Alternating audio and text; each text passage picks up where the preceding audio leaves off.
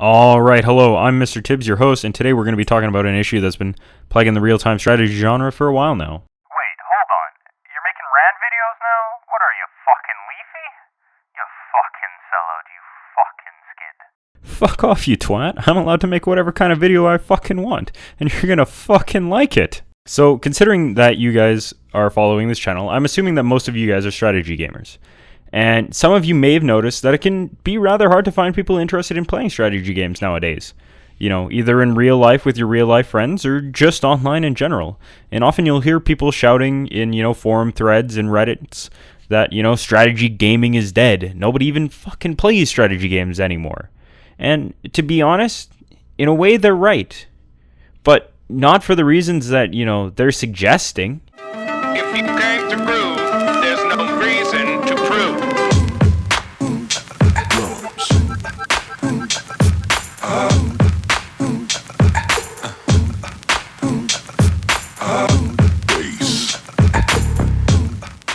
Generally, the late 1990s and early 2000s are quoted as the supposed golden age of strategy games, with titles such as Age of Empires, Command & Conquer, and the original StarCraft dominating the gaming world, all of which are incredibly fun games, and most of which, even today, have active communities playing the game, creating new mods, as well as picking up and creating servers for games that are no longer supported by their original developers.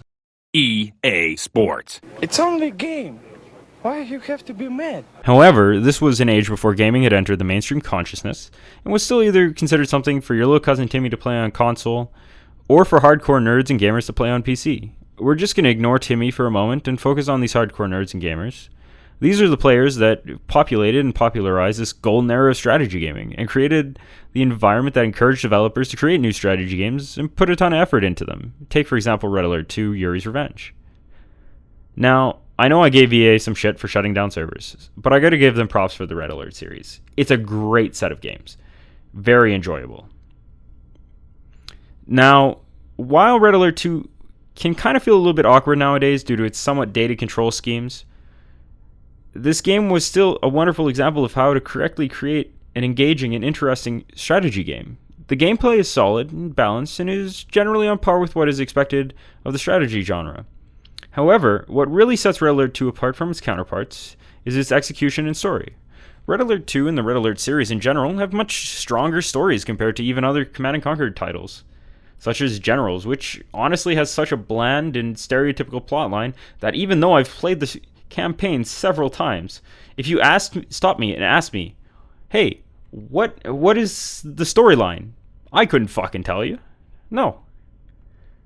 And that's unfortunate, because that's a common issue with strategy games, is that the storylines are just fucking garbage. They're either stereotypical or boring. And while, Red Alert 2 and the Red Alert 2 series in general, they're not Shakespearean masterpieces, but they're certainly light years ahead of most strategy games. I don't know, maybe I just have a soft spot for it because they interlaced live action actors and scenes really, really well with the game's narrative. Just to kind of show off, what they were doing and, how cool it actually was, and how cool these actors were. I found a little bit of a clip of some of the old behind the scenes from Red Alert 2, and I thought I'd give them a little bit of a show to you guys. So, roll the fucking video, you skid. Yes, hello, my name is Udo Kier. I'm very happy. Is it done, Yuri? No, Comrade Premier. It has only begun.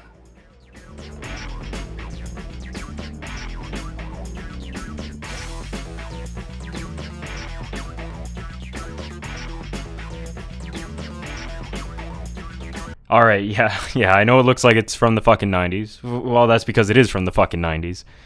But, this guy is really fucking cool. And, the makeup and the effort that went into it is so impressive.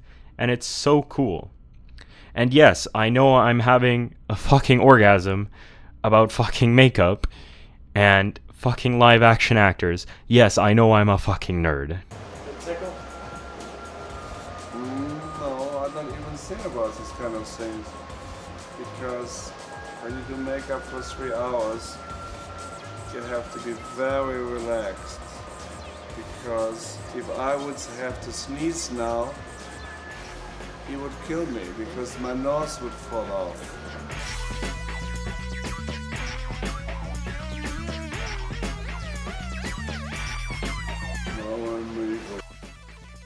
Now I'm really looking evil. Alright, can we just stop for a moment and talk about the fact that while I may be nerd orgasming because, they're doing live action in a video game, this guy is just so goddamn excited to be, in this fucking video game and be this villain. And it's amazing. Nice painting on my brain. Yeah. It shines through my intelligence. I look like I am a rapper. Is this the new discotheque look for America? Well, I should maybe get a dress, or do I have no pants? In America, people know wear pants, right? Here in Las Vegas. We live here in sand. Las Vegas is built on sand and tits. I like that. Jesus Christ, this guy and his fucking roast to Las Vegas. Fucking built on sand and tits. God, I love that. That is fucking great. And now I'm sitting here very happily, having makeup done for us. You documented it for 4 hours or 5, and I feel very good. Alright, well, now that I've had my moment to orgasm over old games, let's get into why do people think strategy gaming is dying?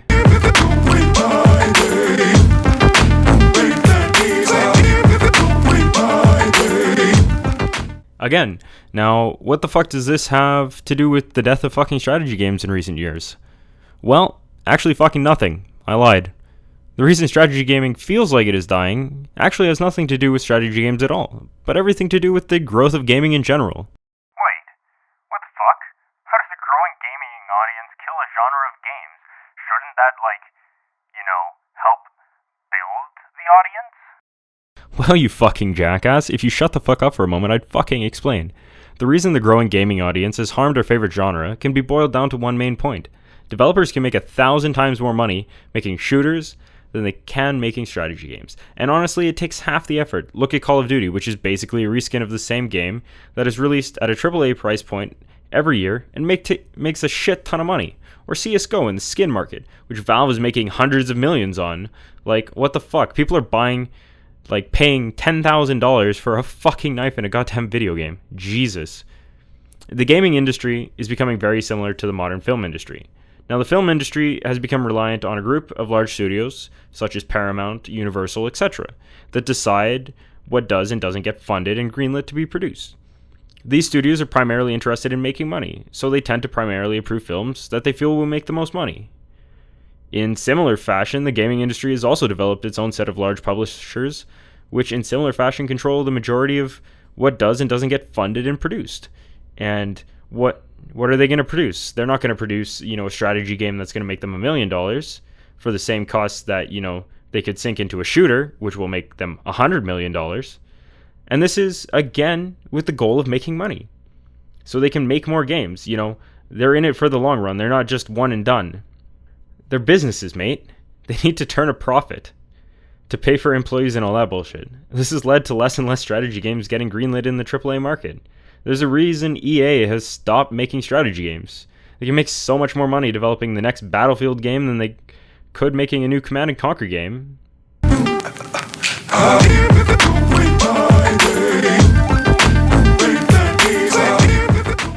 the case, why bother? Strategy gaming is already dead if what you say is true. Not exactly. There are still companies and developers that are willing to sacrifice profits so they can make the kind of games that they want to see on the market. And if the game is good, it'll get popular. It's as simple as that. Look at the Civilization series, which is still doing super well even after 20 years or some shit. What, they're coming out with 6 this year, I guess, pretty soon? Looking forward to that. Or Endless Legend, or basically all of the Total War games. And, why are they still making these games? Well, because there are still gamers that are dedicated to strategy games. And as long as there are people willing to, buy these games, there's still going to be people that are going to be willing to make them. While we might not see as many strategy games being released, they're still going to be coming. And honestly, it just feels like less, especially on the Steam store, because, all of the categories, even not just strategy, but all of them, are getting flooded by just tons and tons of indie developers, putting out these small games. And that's not necessarily a bad thing, but it just, A lot of them aren't that good, and they kind of wash out the really good games. So, you don't see as many of them. They don't stay on the front pages as long. And, while it's not a bad thing that these developers are there, because occasionally they do crank out really good games and do make huge innovations in the market. And that's really important. But it also does have that negative effect. And that needs to be taken into consideration. But, as a quick side note, here's a short rant on the fucking Steam store, man.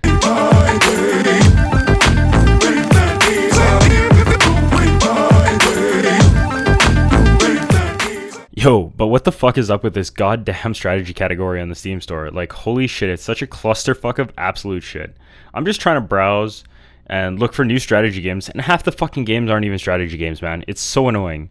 Like, why in the sweet fuck is CSGO listed as a strategy game?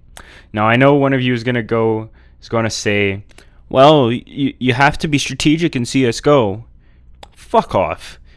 If that's the case, literally every game in existence could be technically considered a strategy game.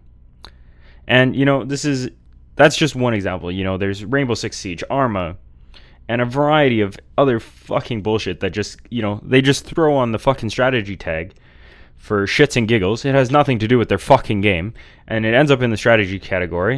And this is why we can't find any fucking games, because we have to sort through all this fucking garbage. Like, holy shit. Clean up your fucking shit, Gabe. Like, if I'm looking to buy CSGO, I'll go to the fucking shooter category. If I wanted to buy fucking strategy games, I'd like to be able to find them in the fucking strategy category.